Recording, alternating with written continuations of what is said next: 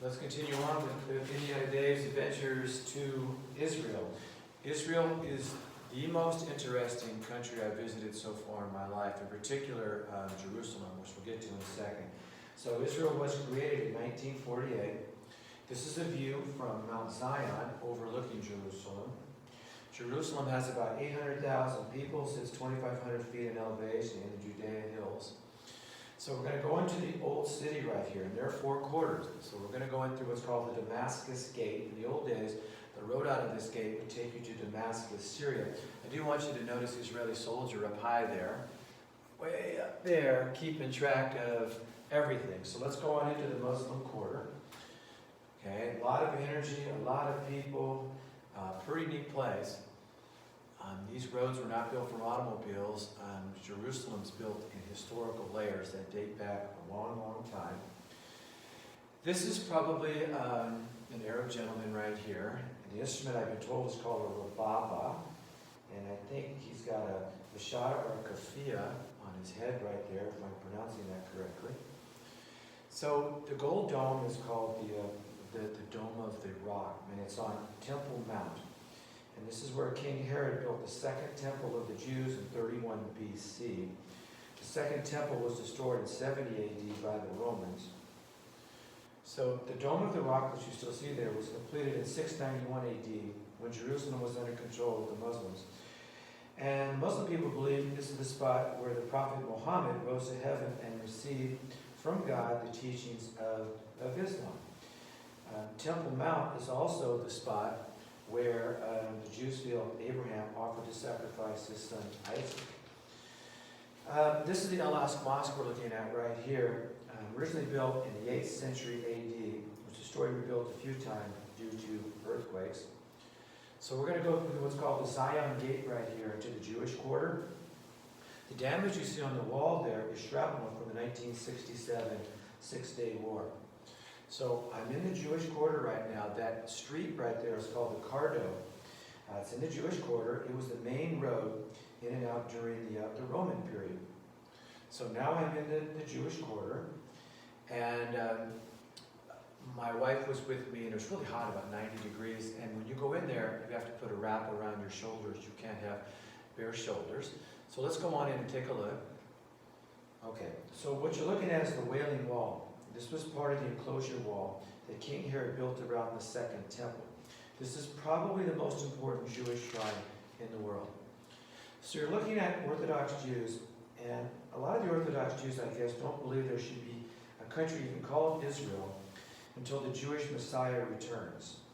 Now, they don't believe that Jesus was the Messiah, obviously. So in their neighborhoods, these guys use these modesty squads to ensure proper dress. And like ladies, if you were to go in there with shorts on, or even guys, I think, with shorts on, or ladies with, like a tank top on, something like that, they would verbally harass you, definitely, to get you out of the neighborhoods or to cover up.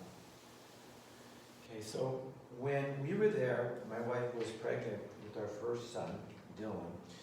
And so what people do is they put prayer notes into the wall. So my wife put one into the wall, hoping to have a healthy baby. And I guess that it's segregated still, where men and women, they would pray in different areas. So this is where the men are, and I believe I'm not Jewish, but I believe they're looking at their Torah, and they'll kind of bob up and down as they read passages from the Torah. I believe I got that right. I'm going into what's now called the Armenian Quarter for the Orthodox Church. This area here, for Christians, you probably know more about this than I might, the Via Dolorosa. I think it's called the Way of the Cross.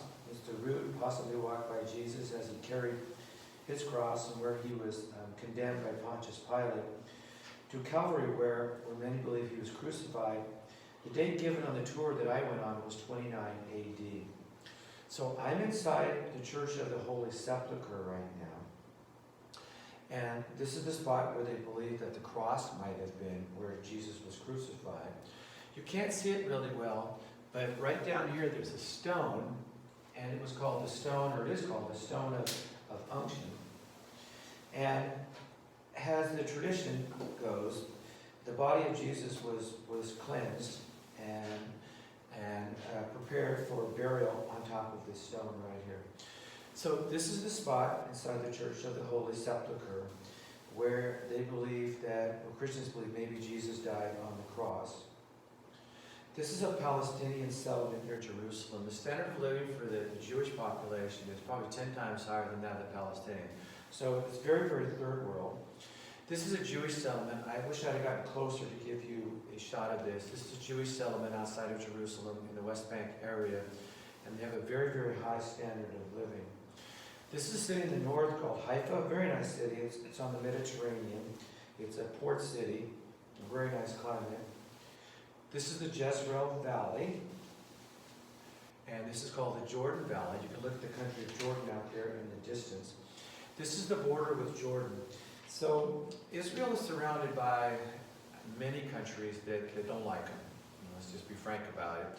So they really have to be careful, protect themselves. So I see jeeps going up and down between the barbed wire electrified fence right there occasionally. So crops that you would see if you went to Israel, crops that I saw, olives. There's grapes, and you see date palms out there also in the distance. So I went and visited a kibbutz, which is an agricultural communal settlement. It's one of the few times that I've seen where communes actually work.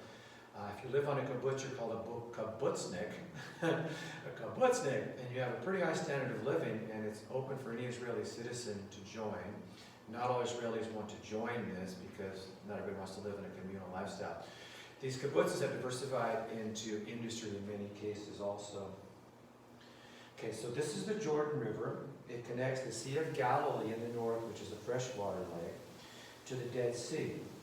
Now, on the tour that I was on, they were talking about this, maybe the spot or close to the spot where Christians believe John the Baptist baptized Jesus. The date given is about 27 AD. There's my wife right there. She was raised Roman Catholic, so she got some water out of the Jordan River right there, and had a priest blessed it, and she gave it to some of her Catholic relatives. This is a city called Nazareth, and if you're a Christian, you probably know this is where Jesus may have grown up. Today it's a city of like 70,000 people. Okay, in Nazareth, this is the Church of the Annunciation, whereas Christian tradition states this is where the angel Gabriel appeared to the Virgin Mary, announcing the coming birth of a child, Jesus. Okay, this is another historically amazing place. This is Tapka. It's in the Lower Galilee region. It's where Jesus reportedly performed the miracle of the loaves and the fish. This is called Capernaum. It's a synagogue where Jesus probably preached. The history is just incredible as you go through this. The Sea of Galilee, this is in the north. It's a freshwater lake, 14 miles by 7 miles wide. It sits about 700 miles below sea level. And a lot of Christian tours here. This is where the tour guide would talk about where Jesus reportedly walked on water. Okay, this is a city called Tiberius. It's on the western side of the Sea of Galilee. It was named a couple thousand years ago after an emperor of Rome. So I think Tiberius was in power around 20 AD, somewhere in that ballpark. I don't know why I took that slide, Jackson. Because your dad's kind of a dog, I guess, sometimes. Go ahead, next one. All right, so here we go. This is, I'm looking at the Golan Heights right here. The Golan Heights, that's Syria that you're looking at. That's how close all this stuff is together. Golan Heights were next by Israel in 1967 because Syrians put artillery pieces up on the hillside, and they shot artillery shells down to where I'm at right now taking this photo in the city of Tiberius. Okay, so in Israel, all 18-year-olds, male or female, go in the military, except the ultra-Orthodox Jewish population. Now, there's talk that they may even have to go in at some point here. But as you go in the military, the men go for 3 years, the women go for 2, if it hasn't changed since I was there. And you're issued a firearm, and you're married to it. You take it everywhere you go. So we sit next to guys like this that have the barrel of the rifle right across my lap, too, on the buses and so forth. So I was lucky. I was in the Middle East at a time of relative peace. I was able to go into the West Bank with no problem. The West Bank was occupied, I guess is the right word, by Israel in 1967. So I got to go to Bethlehem, which is a really, really interesting place to visit. So this is the spot where Christians believe that Jesus might have been born in a cave. Okay, so this is the Church of the Nativity inside. So what you do, if you want to, right, you line up, and the line was like a mile long, and everybody walk down into this cave, because people lived in caves in Jesus' day. And so you walk by here, and you can touch the spot where they think he might have been born. People get very emotional here, Christians do. There are people down there singing hymns, and they had to forcibly be removed. Lots of tears. It was very, very interesting. Okay, this is the Dead Sea. The Dead Sea sits southeast of Jerusalem, surrounded by the Judean desert to the west and Jordan, country of Jordan, to the east. Precipitation decreases from 22 inches in Jerusalem to about 2 inches at the Dead Sea. It's like Death Valley out there. The elevation is about 1,300 feet below sea level. The lake itself is 1,300 feet deep. So there's lots of Jewish resorts or tourist attractions too along the Dead Sea. So I went to something called the Ingetti Spa, and there's your daddy right there again. You put the mud on. Dead Sea mud's supposed to be good for your skin, and then you walk on down and you jump into the Dead Sea. Salt content about 34%. You know, to give you an indication, the Mediterranean Sea is about 10%. Another amazing spot right here. So I'm going to go up to Masada on that tram right there. Masada was built by King Herod in the 1st century BC. So this is where 1,000 zealot Jews committed suicide rather than surrender to the Romans in 70 AD. You've heard the term zealot before. This is where it originates right here. They refused to give in to the Romans. So half of Israel looks like this. This is the Negev desert. Here's another shot of it. Not a bush to be found. Incredible. Now, this is a Bedouin camp. The Bedouins are indigenous residents of the Negev desert. They make up about 10% of the population of the Middle East. They have traditionally lived in a nomadic lifestyle, but more and more they're settling down into fixed locations.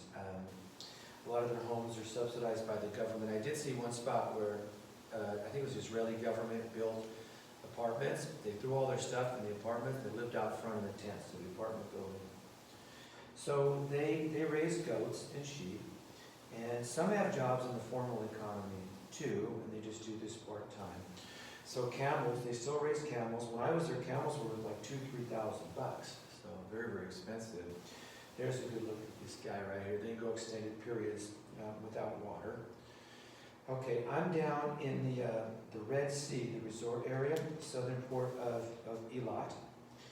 And it sits right between Africa and Asia. So that's a good look at it. If you look over at that city on the distance there, that would be in the country of Jordan, actually. So let's go into Jordan. That's old King Hussein, who died in 1999. So now I'm in the city of Aqaba, looking back at Eilat. And Eilat out in the distance there is in Israel. That's how close this stuff is together. Okay, so this is the Wadi Rum Desert. I'm in Jordan now. This is where Lawrence of Arabia lived with the Bedouins and fought against the Ottoman Turks. This is a town called Wadi Musa. This is the gateway to Petra. So we're going to go into Petra right now, maybe the most interesting archaeological site, maybe in the Middle East, definitely the most expensive one to visit. So you go through a sandstone canyon, just see this amazing formations in the rock. And so this little gorge right here, so I'm walking through that, and I'm going to come out, and this is what I see. Maybe some of you recognize this. This is from Indiana Jones, I think the first Indiana Jones movie. That's called the Treasury right there, and what the function was is unclear, but it's about 130 feet high, built by the Nabateans. I think I'm pronouncing that correctly. Okay, so this area was annexed by the Romans in 106 AD, and you go on a camel ride here, which is kind of a fun thing.